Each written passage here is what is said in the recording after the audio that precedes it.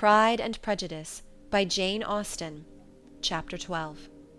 In consequence of an agreement between the sisters, Elizabeth wrote the next morning to their mother to beg that the carriage might be sent for them in the course of the day.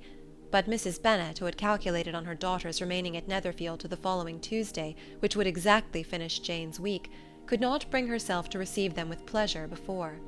Her answer, therefore, was not propitious, at least not to Elizabeth's wishes, for she was impatient to get home. Mrs. Bennet sent them word that they could not possibly have the carriage before Tuesday, and in her postscript it was added that if Mr. Bingley and his sister pressed them to stay longer, she could spare them very well.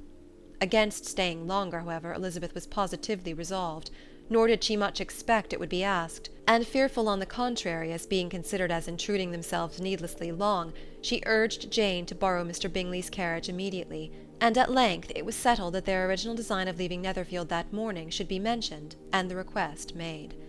The communication excited many professions of concern, and enough was said of wishing them to stay at least till the following day to work on Jane, and till the morrow their going was deferred. Miss Bingley was then sorry that she had proposed the delay, for her jealousy and dislike of one sister much exceeded her affection for the other. The master of the house heard with real sorrow that they were to go so soon, and repeatedly tried to persuade Miss Bennet that it would not be safe for her, that she was not enough recovered, but Jane was firm where she felt herself to be right. To Mr. Darcy it was a welcome intelligence. Elizabeth had been at Netherfield long enough. She attracted him more than he liked, and Miss Bingley was uncivil to her, and more teasing than usual to himself. He wisely resolved to be particularly careful that no sign of admiration should now escape him, nothing that could elevate her with the hope of influencing his felicity, sensible that if such an idea had been suggested, his behaviour during the last day must have material weight in confirming or crushing it.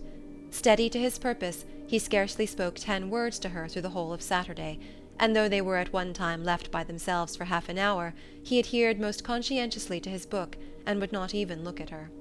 On Sunday, after morning service, the separation, so agreeable to almost all, took place.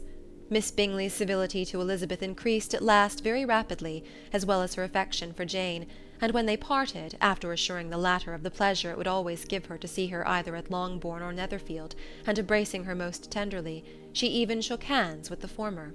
Elizabeth took leave of the whole party in the liveliest of spirits. They were not welcomed home very cordially by their mother. Mrs. Bennet wondered at their coming, and thought them very wrong to give so much trouble, and was sure Jane would have caught cold again. But their father, though very laconic in his expressions of pleasure, was really glad to see them. He had felt their importance in the family circle.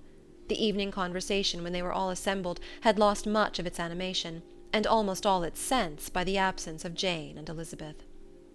They found Mary as usual deep in the study of thorough base and human nature, and had some extracts to admire, and some new observations of threadbare morality to listen to. Catherine and Lydia had information for them of a different sort. Much had been done and much had been said in the regiment since the preceding Wednesday. Several of the officers had dined lately with their uncle, a private had been flogged, and it had actually been hinted that Colonel Forster was going to be married. End of chapter 12.